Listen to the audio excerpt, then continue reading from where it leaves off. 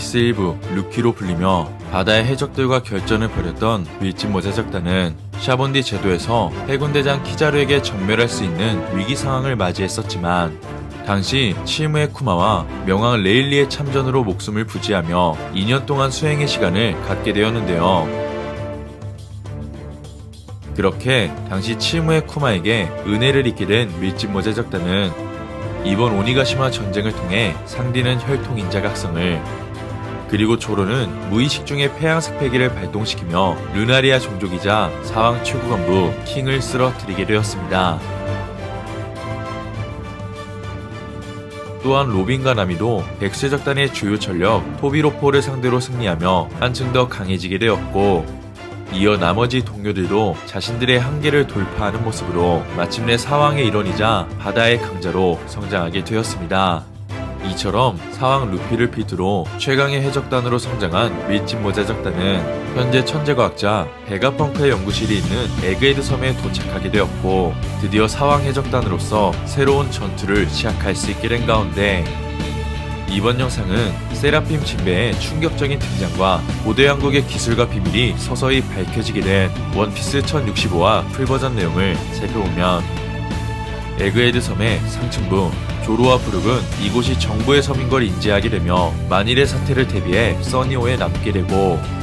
반면 카리브는 와노쿠니를 나갈 수만 있다면 어디든 상관없다고 했지만 정부의 섬은 좀 아닌 것 같다고 불만을 표출하게 됩니다. 한편 그 시각 베가펑크 릴리스와 연구층에 도달한 밀짚 모자의 땅은 이 섬의 동력 장치가 불이라는 사실을 듣게 되고, 이어 사라지지 않는 불꽃의 존재를 릴리스가 언급하자 그 순간 상대 일행 전원이 철벽을 통과하게 되며 또 다른 베가펑크 에디슨의 연구실로 입성하게 됩니다. 하지만 그곳에 검은 날개를 지닌 세라핌 징베가 대기하고 있자 상대 일행은 각자의 생각으로 세라핌 징베의 정체를 추측하게 되고,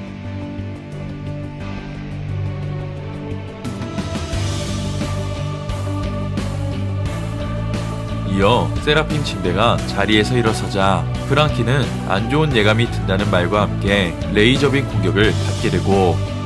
한편 우솝은 역시 정부 사람한테 환영받을 리가 없었다며 자신들을 속였다 생각하게 됩니다. 이처럼 세라핌 징베와 밀짚 모자 일당이 격돌하게 되자 나미는 징베의 클론 병사라고 추측했고, 나아가 어린애라며 섣불리 공격할 수 없을 거라 말하자 그 순간 세라핌 징베가 마치 돈키호테 패밀리의 간부 세뇨르처럼 주변을 액체로 만들어 나미의 목을 조르게 됩니다. 그렇게 주위에 있던 모두가 징베가 사용한 능력에 놀라게 되고, 한편 혈통인자를 각성한 상디는 세라핌 징베가 나미의 목을 조르자 이내 분노하며 강한 일격으로 징베를 공격하게 됩니다. 이어 그 모습을 지켜보던 로빈은 자신의 동료를 공격한 건 용서할 수 없다며 능력을 사용해 징베를 타격하지만, 이내 세라핌 징베는 어인 공수도는 물론 헤엄헤엄 열매의 능력을 사용해 우솝의 등 뒤로 돌아가 우솝을 붙잡게 되는데요. 그렇게 다시 한번 밀짚 모자 일당이 위험에 처하자 상디는 우솝을 구출하기 위해 돌격하지만 프랑키는 자신에게 맡겨달라며 세라핌 징베를 조준해 레디컬 빔을 발사하게 됩니다. 한편 이들의 전투 장면을 상황실에서 지켜보고 있던 베가펑크 에디슨은 프랑키가 레이저 빔을 발사하자 놀라움을 감추지 못하고, 이어 세라핌은 어린아이라며 레이저 실험은 아직 멀었다고 이야기하는데요. 그 순간 옆에 있던 릴리스는 세라핌 한 대의 가치를 알고 있냐며 에디슨을 다그치게 되자 에디슨은 새로운 발명이 떠올랐다는 말과 함께 새로운 도면을 그리기 위해 상황실에서 벗어나게 되고, 이어 그들의 전투를 지켜보던 베가펑크 피타고라스는 이런 흥미로운 전투 데이터는 보기 힘들 거라며 에디슨의 발명품을 위해 밀짚 모자 일당의 전투를 분석하게 됩니다. 그렇게 에디슨 또한 실험 준비를 위해 세라핌 징베의 전투를 분석하기 시작하고, 이어 또 다른 베가펑크 요크의 등장, 그리고 혁명군의 수장 드래곤과 연락을 취하던 베가펑크가 세라핌 징베를 회수하며 밀짚 모자 일당 앞에 모습을 드러내게 됩니다. 그렇게 새로운 인물이 등장하자 상디는 위험을 감지했는지 이내 움직이려 하지만 신발이 땅에서 떨어지지 않는다 말하게 되고, 이어 의문의 베가펑크는 해적을 신용할 수 없다며 이 섬은 미래로 보였는가 라고 묻게 되자 프랑키는 그냥 미래 수준이 아니라는 말과 함께 에그헤드 섬에서 목격했던 수준 높은 과학의 진보를 설명하게 됩니다. 이처럼 밀짚모자 일당 전부가 에그헤드 섬을 미래라 불릴 수 있는 섬이라고 이야기하지만 베가펑크는 여기가 미래가 아닌 과거의 섬이라 언급하게 되고, 그 시각 루피 일행은 어느 장소에서 거인족과 비슷한 크기의 거대 로봇을 발견하게 되는데요.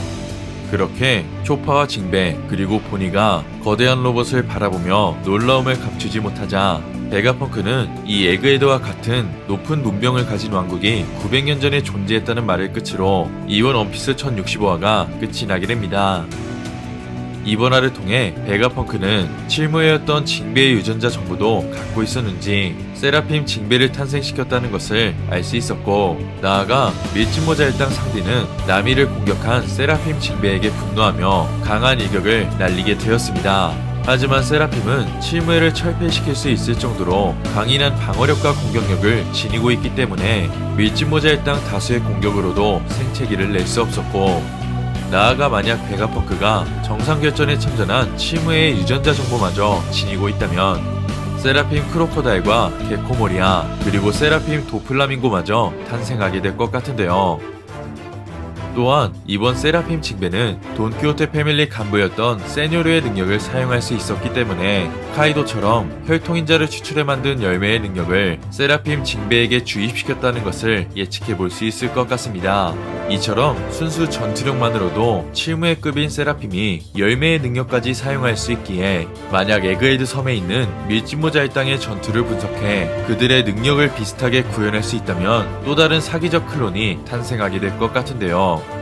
이처럼 세라핌의 전투력은 사왕 최고 간부 그리고 칠무회급의 전력이라는 것을 알 수 있었고, 만약 조로가 해군과 함께 횡콕을 공격한 세라핌 미호크를 만나게 된다면 그때는 다시 한번 엠마를 통해 폐양색 패기를 방출시켜 치열한 결전에 돌입해야 될 것 같습니다.